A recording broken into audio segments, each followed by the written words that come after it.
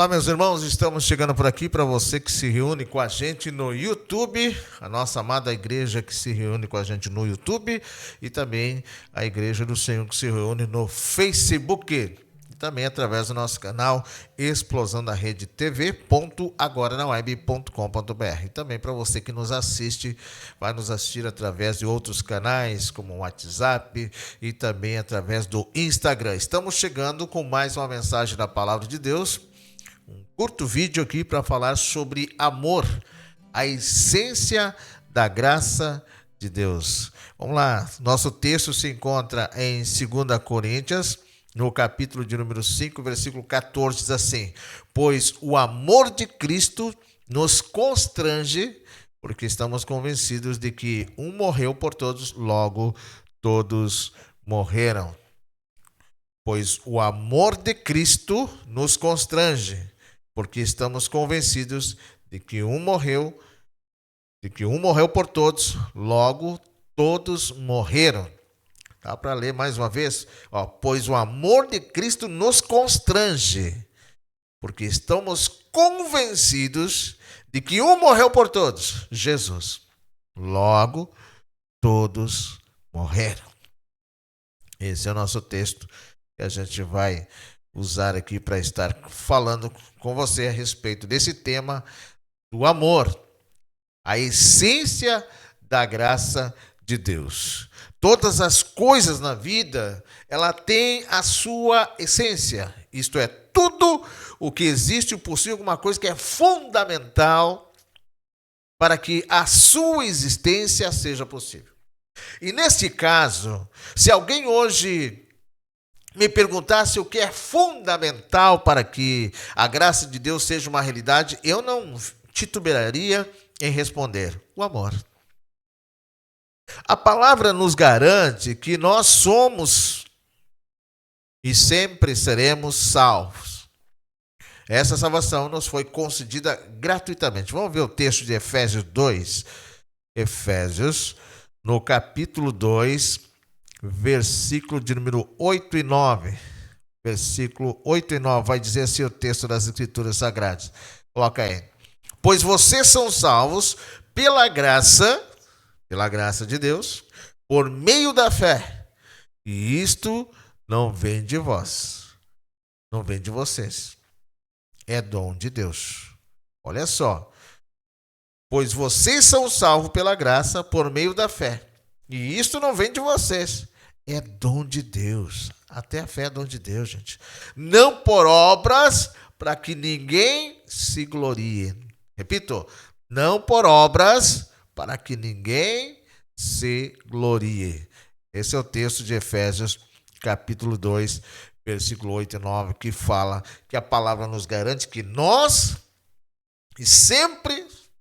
somos e sempre seremos salvos.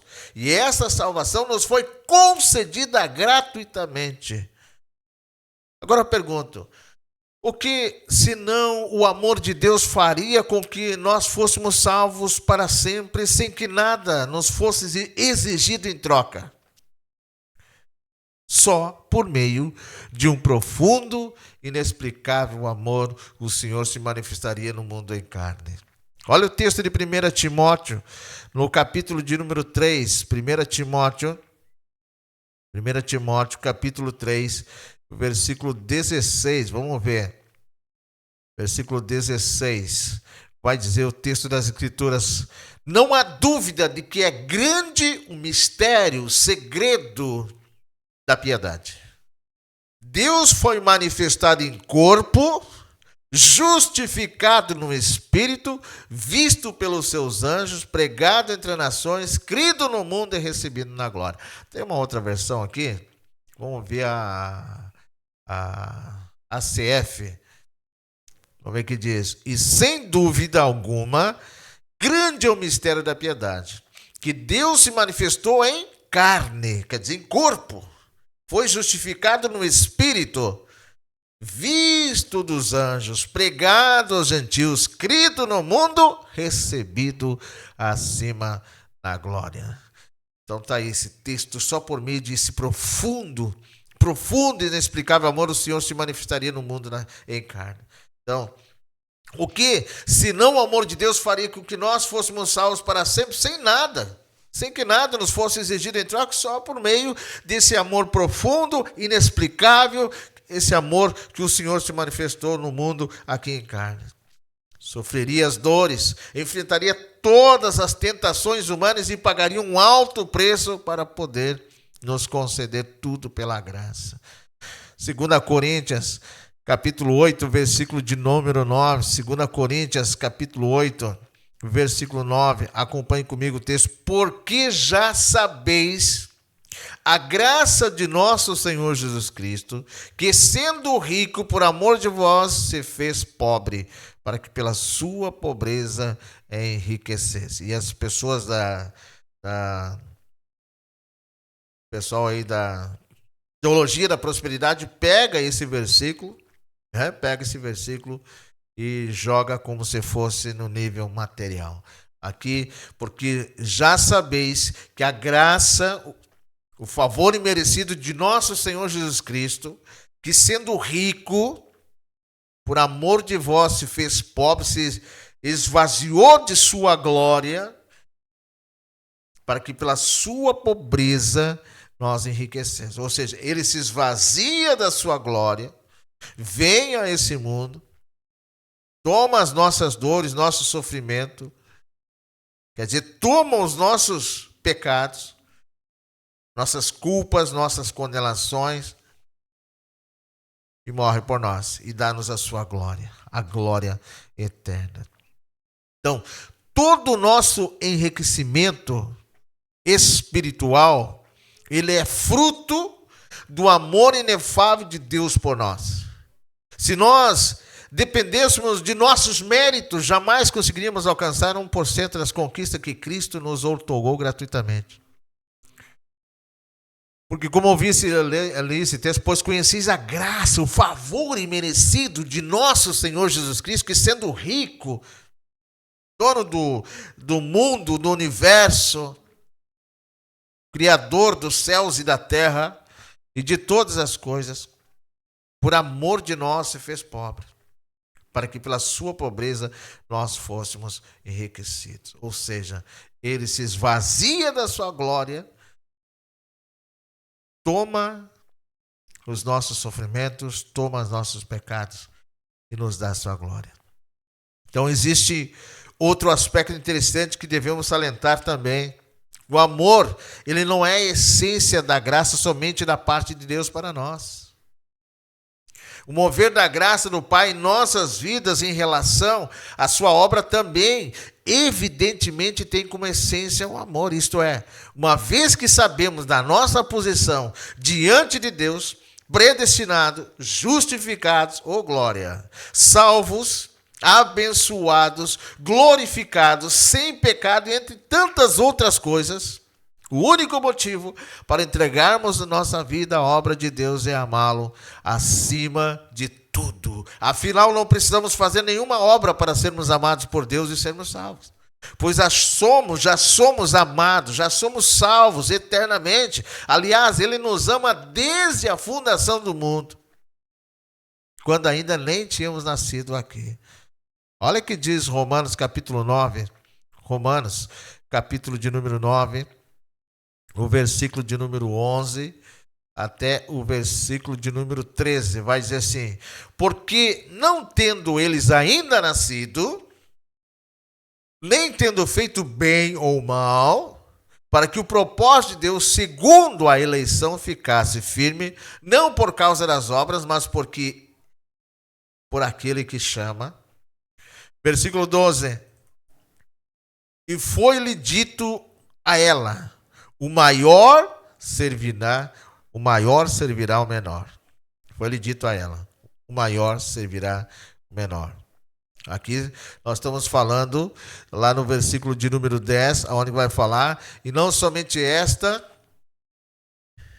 nós vimos lá no versículo 9, que quando o apóstolo Paulo está falando sobre essa palavra, porque a palavra da promessa é esta: por esse tempo viria Sara terá um filho, e não somente Sara, né? Não somente esta, mas também Rebeca, quando concebeu de um, de Isaac, nosso pai, diz o apóstolo Paulo, versículo 11, porque não tendo nascido Esaú e Jacó, nem tendo feito mal, tendo feito bem ou tendo feito mal, para que o propósito de Deus, segundo a eleição, ficasse firme, não por causa das obras, mas por aquele que chama.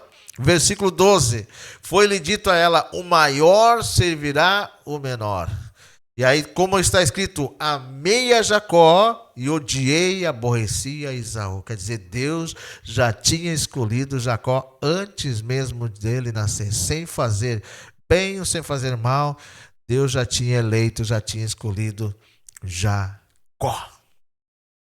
Quando nós, por exemplo, contribuímos financeiramente com o ministério, você que contribui às vezes com o nosso ministério, uma vez que não há lei ou qualquer ordenança que nos obrigue a tomarmos qualquer atitude nesse sentido, esta contribuição ela só pode ter uma origem: o nosso amor à obra.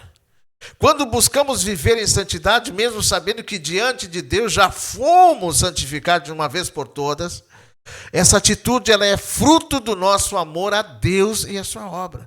Quando desprendemos nosso tempo e o nosso talento em prol do avanço na mensagem da graça de Deus, uma vez que nós não somos justificados diante de Deus por meio de nossas atitudes, essa postura só pode ser fruto de nosso amor ao reino de Deus. Não por acaso Paulo afirma em Filipenses, no capítulo de número 3, versículo de número, vamos lá, Filipenses, capítulo 3, versículo de número 7, se não me engano, vamos lá, 3, 7, que diz aí o texto: mas o que para mim era ganho, reputei-o perda por Cristo.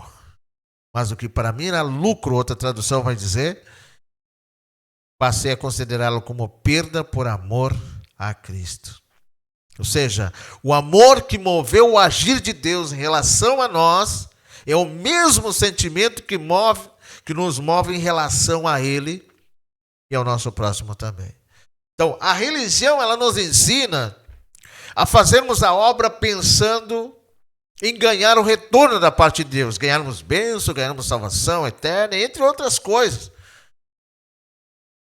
O genuíno evangelho da graça, ao contrário, nos ensina a realizarmos o que nos está proposto sem qualquer sentimento de barganha, mas apenas por amor àquele que nos amou primeiro. Efésios 4,15. Vamos ler. Efésios 4,15. Antes, seguindo a verdade em amor, cresçamos em tudo naquele que é o cabeça, Cristo. Antes, seguindo a verdade em amor, siga a verdade, siga a Jesus, siga a palavra de Deus em amor. Cresçamos em tudo naquele que é o cabeça, Cristo Jesus. Amém, amados? Essa é uma pequena reflexão que eu queria trazer para vocês, falando sobre o amor, a essência da graça. Olha só, né? Esse texto que a gente leu por último aí, né? Começando desde o versículo, vamos ali, desde o versículo número 11, ele mesmo deu uns para apóstolos, outros para profetas, e isso são dons. São dons, ele mesmo deu uns para apóstolos, dons, outro para profeta, dons do Novo Testamento, e outros para evangelistas, essa sobre a nova aliança, outros para pastores e doutores, mestres sobre a nova aliança, dons, querendo, versículo de número 12, querendo o aperfeiçoamento dos santos, para que a obra do ministério, para a edificação no corpo de Cristo. Quer dizer, Deus dá esses dons para a igreja, para o corpo de Cristo, eu e você, nós. Ele deu apóstolos, ele deu profetas nesse Novo Testamento, nessa nova aliança, outros evangelistas, outros pastores, outros doutores, outros mestres, querendo, para que ele deu? Querendo o aperfeiçoamento dos santos para a obra do ministério, para a edificação, o crescimento do corpo de Cristo, versículo de número 13, até que todos cheguemos à unidade da fé e ao conhecimento do Filho de Deus, Ao homem perfeito, à medida da estatura completa de Cristo. Versículo de número, olha, até que todos chegamos à unidade da fé e ao conhecimento do Filho de Deus, ao homem perfeito, à medida da estatura completa de Cristo. Versículo 14, para que não sejamos mais meninos inconstantes, levados em redor por todo vento de doutrina, de ensinamento de homens, pelo engano dos homens que com astúcia enganam fraudulosamente. Olha que diz o versículo 12, a partir aí, vamos ler na linguagem de hoje. A linguagem de hoje. Ele fez isso, nos deu os profetas, nos deu, vamos lá, versículo 11, começamos, foi ele quem deu dons às pessoas, Jesus Cristo quem deu dons às pessoas, Deus. Ele escolheu alguns para serem o quê? Apóstolos, outros profetas, outros para evangelistas e ainda outros para pastores e mestres da igreja. Ele deu esses dons para a igreja. E ele fez isso para preparar o povo de Deus para o serviço cristão, a fim de construir o corpo de Cristo. O corpo de Cristo é eu e você. Desse modo, todos nós chegaremos a ser um na nossa fé e no nosso conhecimento do Filho de Deus. E assim, seremos pessoas maduras e alcançaremos a altura espiritual, alcançaremos nosso aperfeiçoamento. É isso. É isso, para que esses dons é para isso. E não seremos mais como criança, arrastados pelas ondas, empurrados por qualquer vento de ensinamento de pessoas falsas. Essas pessoas inventam mentiras e por meio delas levam outros a caminhos errados. E o versículo 15, pelo contrário, falando a verdade, com espírito de amor, cresçamos em tudo, até alcançarmos a altura espiritual de Cristo, que é o cabeça. Na versão NBV, desde o versículo 11 vai dizer assim, que ele escolheu alguns para apóstolos, outros para profetas, outros para evangelistas, outros ainda para pastores e mestres. E vai dizer o versículo de número 12, ele fez isso para que o povo de Deus esteja mais bem aparelhado para fazer uma obra melhor para ele, edificando a igreja, o corpo de Cristo, e elevando a uma condição de vigor e maturidade. Até que finalmente todos tenhamos a mesma fé quanto à nossa salvação e quanto ao conhecimento de nosso Salvador, o Filho de Deus. E todos nós nos tornemos maduros no Senhor, sim, para que cresçamos ao ponto de que Cristo ocupe completamente todo o nosso ser. Aleluia! Tremenda essa palavra. Até que finalmente todos tenhamos a mesma fé quanto à salvação e quanto ao conhecimento de nosso Salvador, o Filho de Deus. E todos nos tornemos maduros no Senhor, sim, para que cresçamos a ponto de que Cristo ocupe completamente o nosso ser. Então, não seremos mais como crianças, sempre mudando nossa ideia a respeito daquilo que cremos, porque alguém nos disse uma coisa diferente, ou habilmente mentiu para nós, e fez que a mentira soasse como a verdade. Em vez disso, seguiríamos com amor a verdade em todo o tempo, falando com verdade, tratando com verdade, vivendo em verdade, e assim nos tornaremos cada vez mais, e de todas as maneiras semelhante a Cristo, que é o cabeça do seu corpo, a igreja. Sobre a direção dele, todo o corpo se ajusta perfeitamente. Cada um dos membros, em sua maneira particular, auxilia aos outros membros, de tal modo que todo o corpo seja saudável e cresça em amor. Aleluia. Até aqui, né? Até aqui.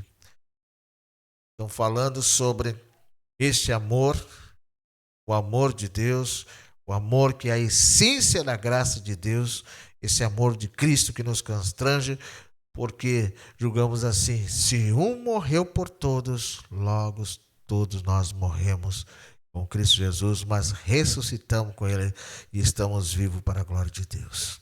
Guarde essa palavra, que o Senhor lhe conceda entendimento, abra os olhos do seu coração para que você entenda que estamos vivendo sobre um novo tempo, uma nova aliança, um novo pacto, e devemos seguir a verdade em amor. Cresçamos em tudo naquele que é a cabeça, Cristo Jesus. Até o próximo vídeo, onde estaremos falando sobre somos a igreja de Cristo Jesus. Deus abençoe, até mais.